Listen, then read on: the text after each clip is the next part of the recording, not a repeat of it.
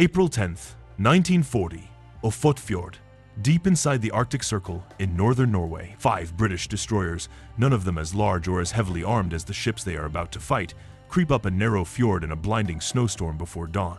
Their commander believes he is facing 6 German destroyers and a submarine. He is actually facing 10. He does not know this yet. What he does know is that the German invasion of Norway began the day before. That a vital port for Germany's iron ore supply now flies the swastika, and that the Admiralty in London has just told him the decision to attack or withdraw is entirely his own, with full support either way. He chooses to attack anyway. In the next 90 minutes, his 5 ships will sink 2 German destroyers, cripple a third, destroy most of an ammunition convoy, and then walk straight into an ambush from 5 more German ships he never knew were there. This is the story of the First Battle of Narvik, and the flotilla that attacked an enemy force twice its size on incomplete information, and very nearly got away with it. The German invasion of Norway, launched on the 9th of April 1940, targeted Narvik for a specific and unglamorous reason: iron ore. Roughly half of Germany's supply of Swedish iron ore, essential to its entire wartime steel industry, moved by rail to Narvik and then by sea down the Norwegian coast, a route that stayed open year-round, unlike the alternative Baltic ports, which froze for months at a time. 10 German destroyers under Commodore Friedrich Bonte had landed close to 2,000 mountain troops at Narvik the previous day, sinking the 2 Norwegian coastal defense ships that tried to resist, Eidsvold and Norge, with the loss of well over 100 Norwegian sailors between them. Narvik itself, and the harbor now full of German destroyers and supply ships, represented one of the most consequential single objectives of the entire Norwegian campaign. The Admiralty in London wanted it back, or at minimum wanted the German naval force based there destroyed before it could be reinforced or resupplied. The force sent to do it was, by any straightforward count of ships and guns, not equal to the task. Captain Bernard Warburton Lee's 2nd destroyer flotilla consisted of 5 H-class destroyers, Hardy as his flagship, along with Hotspur, Havoc, Hunter, and Hostile, ships smaller and more lightly armed than their German counterparts.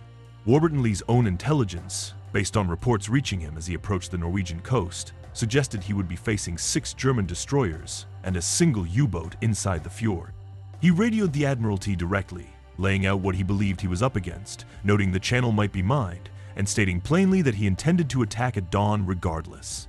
The reply he received back has become one of the more remarkable messages in Royal Navy signal history, that the decision was his alone to make, and that whatever he decided would receive full backing from London.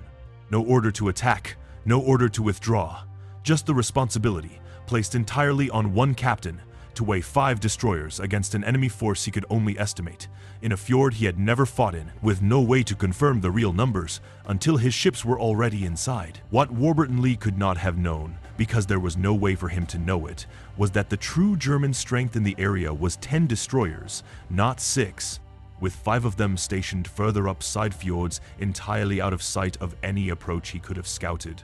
The hidden factor that actually shaped this battle was not a secret weapon or a clever piece of engineering. It was raw uncertainty on both sides.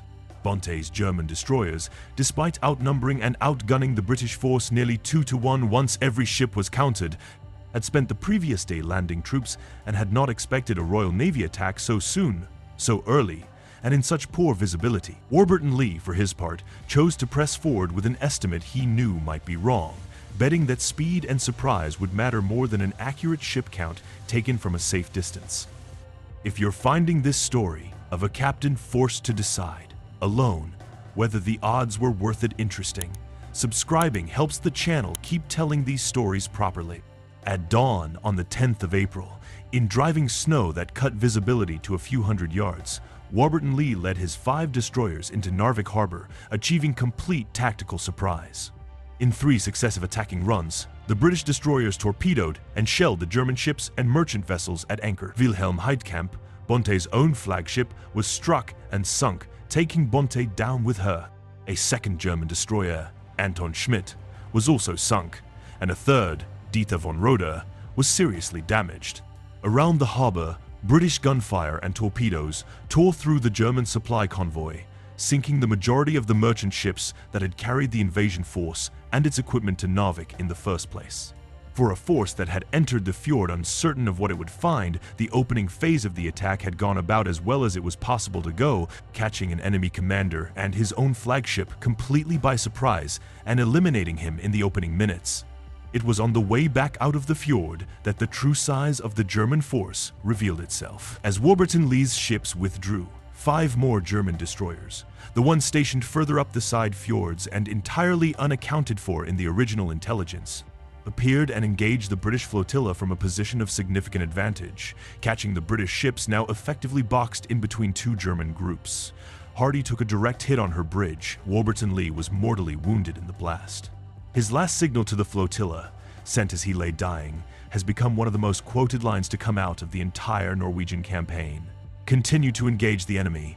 Hardy, too badly damaged to keep fighting, was deliberately run aground to save what remained of her crew. Hunter was hit repeatedly and sank outright. Hotspur took serious damage of her own but managed to disengage, and the 2 least damaged British destroyers, Havoc and Hostile, stayed behind under fire long enough to take her under tow and get her clear of the fjord. Even in retreat, the flotilla had one more piece of damage to inflict. On the way out, the destroyers encountered the German ammunition ship Rauenfels, roughly 8,600 tons and the only supply vessel of its convoy to have actually reached Narvik intact. Havoc opened fire on her, and Rauenfels detonated in a single spectacular explosion that removed Germany's one remaining source of resupply for the troops already ashore. When the smoke cleared and the surviving British ships made it back out to open water, the tactical accounting was almost even.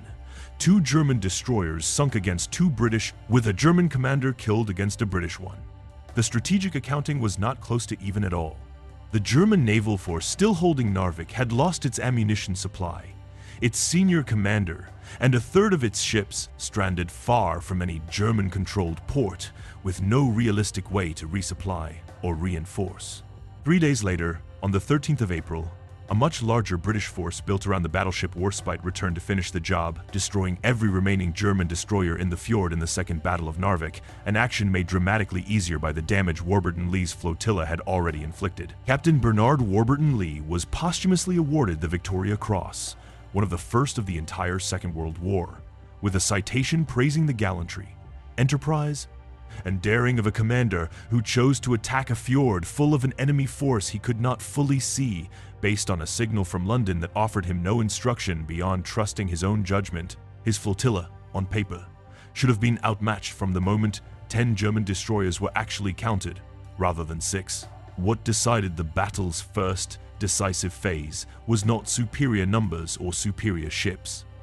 It was a commander willing to accept an incomplete picture, act on the best information he had rather than wait for certainty that might never come, and press an attack in weather that gave his smaller force the one advantage the German ships could not counter.